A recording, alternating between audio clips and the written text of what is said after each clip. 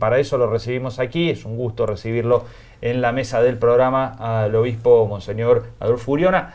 Monseñor, gracias por venir.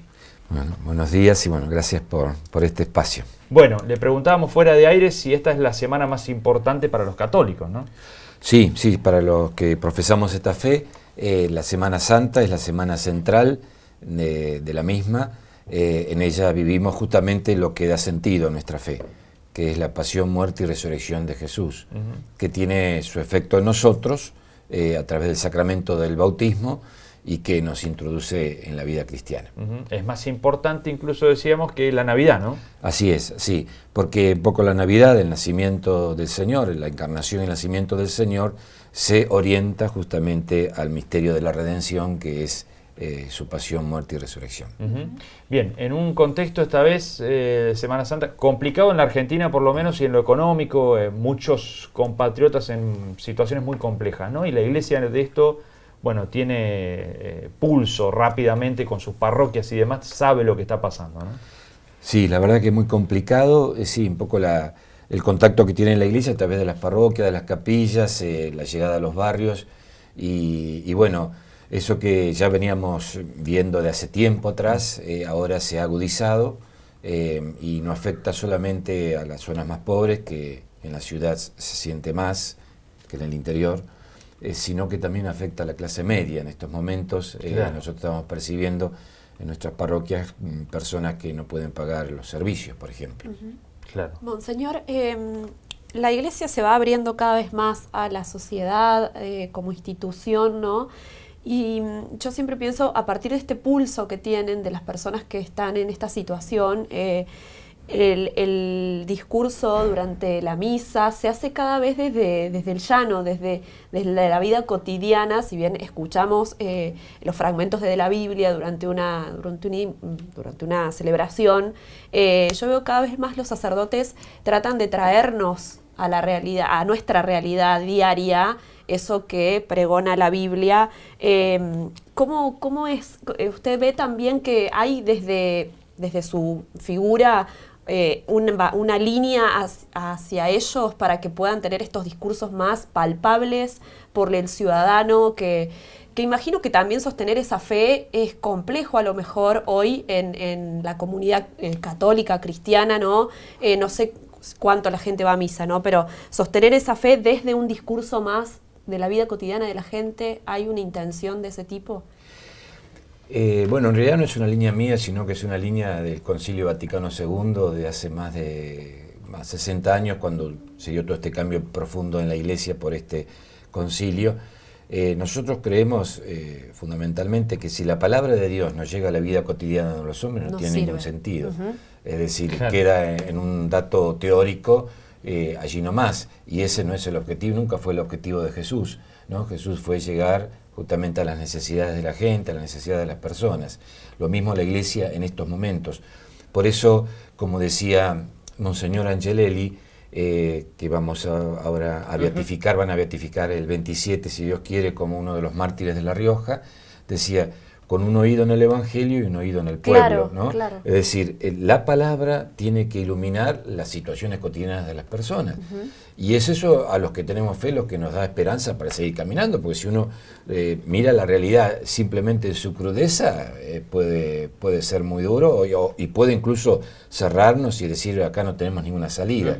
En cambio, para el que lo ilumina desde la fe, decir, bueno, el Señor me sigue animando a trabajar. Bueno, y es un desafío, ¿no? Bajar eso es un desafío muy grande. Desde la formación en el seminario se motiva a los muchachos no solamente desde lo que se le enseña, sino también de su práctica pastoral, claro, a que puedan llegar al corazón de la gente a través de las palabras. Hay que despertar ahí una beta de orador, ¿no? Nata también que tienen que tener para llegar, ¿no? De discursiva, digo, ¿no? Sí, pero fundamentalmente sí, eso es verdad, se tienen que preparar muy bien, pero fundamentalmente me parece que una palabra que llegue al corazón de las personas e ilumine su realidad es una palabra que ha sido antes reflexionada, rumiada dentro en el contacto con Dios, ¿no? Bueno, en ese sentido, la famosa frase de olor a oveja, que viene desde el Vaticano de Derecho, ¿no?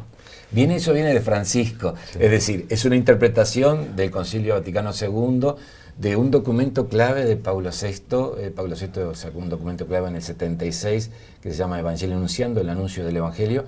Eso marcó también a la Iglesia. Y bueno, Francisco toma toda esa tradición, toda esa historia, y bueno, la hace hoy nueva, a través de esas frases que son propias de él y que quedan, marca, ¿no? y que quedan Como- muchísimo. Como aquella de hacer lío. Claro, Gracias, hagamos Río. lío en la Catedral de Río. En la Catedral de Río. Sí, ¿sabes? monseñor, siempre en estos momentos la palabra crisis sale así por naturaleza en todo contexto, pero no quiero decir que haya crisis en la fe católica y mucho más de los jóvenes, pero siente como que hay un momento de, a lo mejor en toda Latinoamérica, la cuestión de, veía en Chile encuestas de que ha bajado el índice de manera drástica para los católicos. Siente que hay que como que trabajar un poco más ahí en eso de que, bueno, esa fe vuelva a ser, no sé si cómo era, pero que se propague de otra manera. Sí, yo creo que acá hay varios factores, es un tema complejo. El primer factor es que, bueno, la Iglesia ha sufrido pruebas fuertes con, por ejemplo, todo el tema de la pedofilia. Bueno, claro. Todo eso, bueno, son cosas que afectan. en el caso de Chile ha Claro, afectado el caso muchísimo. Caradima que fue En bravísimo. el caso de Chile sí. ha afectado muchísimo, pero no es solo Chile, sino todo el mundo. Sí. Sino todo el mundo. Eso... Los obispos bien- de Errázuriz y la Salti. Claro. Claro. Eso, Francisco, ya cuando era cardenal, yo lo conozco hace bastante tiempo, cuando era cardenal él decía, bueno, todas estas cosas tienen que aparecer a la luz y tiene que darse una purificación a la Iglesia. Bueno, ahora es lo que ahora está proponiendo a la Iglesia Universal, aunque sea muy dura, pues toda purificación siempre es muy dura. Bueno, yo creo que eso a mucha gente la ha decepcionado, a mucha gente la ha llevado a que pierda la fe, lamentablemente, y por un lado. Y por otro lado, me parece que el Papa mismo, en la Evangelium Gaudium, o sea, la alegría del Evangelio, él propuso un plan pastoral de una nueva evangelización. Es decir, tenemos que llegar nuevamente al corazón de la gente con el mensaje evangélico, ya con una propuesta nueva porque han cambiado los tiempos. Claro. La cultura ha cambiado muchísimo. Entonces, algunos dicen que no son épocas de cambio, sino un cambio de época. Entonces, todo eso evidentemente cuestiona nuestra fe y tenemos que dar nuevas respuestas. Personalmente tuve una educación católica, Colegio San Buenaventura, el de los franciscanos, Sí, sí. Y después con el paso del tiempo empecé a, bueno, entre ciertas curiosidades y demás, bueno, en el año 1054 se da el cisma de la fe católica, católicos y ortodoxos. Y nunca se nos explicó a nosotros qué son los ortodoxos. Cuando pude estar en Rusia el año pasado por el Mundial, claro, uno se da cuenta de que es, no sé, como decíamos el otro día, un poco en broma, un poco en serio, hermanos que se han peleado a muerte y que el Papa con Francisco con el metropolitano de Moscú se reunieron después de casi 1000 años, hace 5 o 6. Sí. ¿Por qué nunca se nos contó de qué es la iglesia ortodoxa, rusa, turca, griega, la que sea? Porque en definitiva es el mismo Dios, los mismos, no sé si dogmas es la palabra, pero bueno, hubo algo que se rompió, no se arregló más, y de repente yo me entero que a lo mejor en el este europeo tengo un tipo que comulga la misma fe que yo, con diferentes argumentos, pero somos iguales, pero somos distintos. ¿Cómo es la cosa? Sí, bueno, todo eso es parte de tiene que ser parte de una catequesis, así como hubo el cisma de Oriente, después tuvo el cisma de Occidente con Lutero y demás, ¿no? Claro, claro. O sea, en el siglo XV, el siglo XVI. Pero a mí me parece que todo eso sí es un tema de catequesis que a veces entre la abundancia de información no se da. Pero uno, claro, cuando conoce esas realidades, aparte el mundo ortodoxo es un mundo muy diferente al nuestro. Claro, bueno, la sucesión del Imperio Bizantino, Claro. romano-bizantino. Claro. Exactamente. Compartimos la misma fe en muchas cosas. Bueno, sería para largo hablar, porque dentro de la Iglesia Católica hay un sector que se llama, que son católicos, no son ortodoxos, se llama Iglesia Oriental, y que tiene los mismos ritos, o ritos semejantes a los ortodoxos, no lo mismo, semejantes. Porque la ortodoxia también cambia totalmente sus ritos, su modo de expresar la relación con Dios. Sí, ese es un tema para profundizar muchísimo, pero muy interesante. Con los ortodoxos compartimos, por ejemplo, ellos creo que nos ganan a nosotros la devoción a la Virgen María, de los mejores íconos. Claro, íconos, ahí está la palabra, claro. Provienen claro. del mundo oriental, evidentemente. Y bueno, uno cuando va a Israel, en Israel uno puede ver justamente todas estas diferencias, porque uno se encuentra con la Iglesia Ortodoxa, se encuentra con los judíos y nosotros los católicos. Es decir, digamos, 3 confesiones, faltaría, los musulmanes también están allí, Claro. que tenemos el mismo Dios, ¿no es cierto?, pero profesamos la fe de manera diferente. Monseñor, hablaba recién de este mensaje de Francisco respecto a la pedofilia, y no solo la pedofilia, sino abusos también y demás.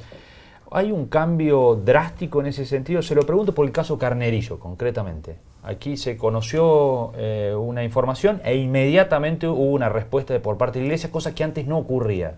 ¿Esto es parte de la nueva política que baja del Vaticano?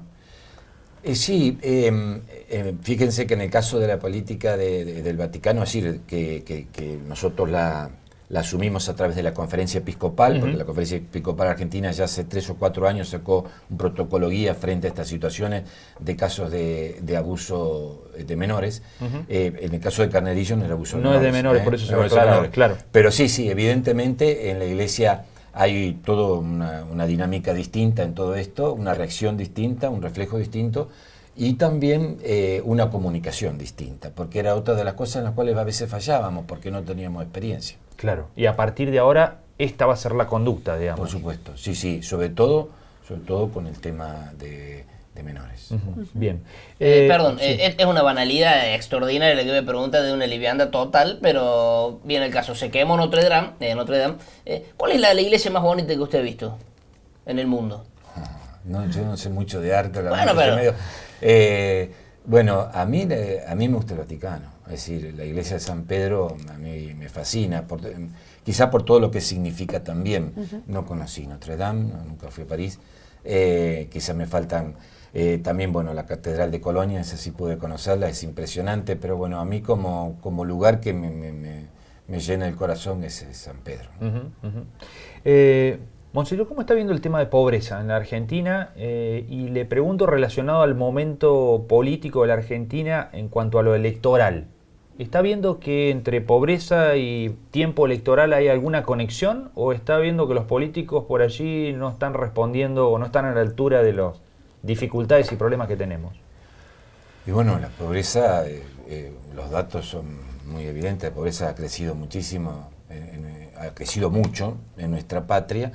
Yo digo, me parece que en esta puja electoral que se viene por los cambios, ya sea en las provincias como en la nación, creo que tienen que pensar más en proyectos que lleven a la gente a salir de esta situación. No tanto en la contienda electoral me parece que hay que pensar ahora, me parece que hay que pensar más en proyectos, propuestas bien concretas para poder dar respuesta, porque evidentemente se tiene una gran esperanza y bueno, y todo esto medio un poco como se vio así defraudado de alguna manera, sí, claro. de alguna manera. No sé cómo, porque yo no entiendo nada de economía, cómo se estará organizando a nivel de macroeconomía, pero bueno, uno ve que la deuda externa va creciendo y que a nivel interno, a nivel social, la deuda también crece. Interna, claro. También ha crecido mucho. Claro. A mí me parece que para el próximo gobierno que se viene los desafíos son enormes. Y yo no sé si lo va a poder hacer un solo gobierno. Me parece que va a tener que llamar a un diálogo para poder... y no sé si los argentinos a veces somos tan capaces. En el 2001, cuando se dio la crisis... bueno, ahí Bergoglio tuvo un papel preponderante con el diálogo argentino. El diálogo ¿no? argentino. E incluso, digamos, más que Bergoglio estuvo también, pero había un equipo conformado por Monseñor Casaretto. Claro, Casaretto también. Y estaba también Monseñor Staffolani, formando parte de esa mesa del diálogo que se intentó, ¿no es cierto?, con todos los sectores de la sociedad para poder salir adelante. Después, cuando hubo que dar un paso más o menos se llegó a una cierta tranquilidad en el país. Cuando hubo que dar un paso más, que fue la reforma política, no se logró, eso es lo que nos contaba el señor Staffolani. Pero bueno, me parece que fue un camino importante para poder salir. ¿Imagina que algo similar es necesario hoy? Y yo creo que sí. Yo creo que sí, porque no salimos de una situación de bastante postración. Bien. Monseñor, muchas gracias por venir. No, gracias a ustedes. Y bueno, toda esta situación económico-social evidentemente nos afecta muchísimo, pero me parece que para el cristiano es importante la esperanza. La esperanza que no surge de las propias fuerzas, sino que la surge de saber que Cristo resucitó y que nos va a dar la fuerza para salir adelante. Gracias por venir de nuevo. Muy bien.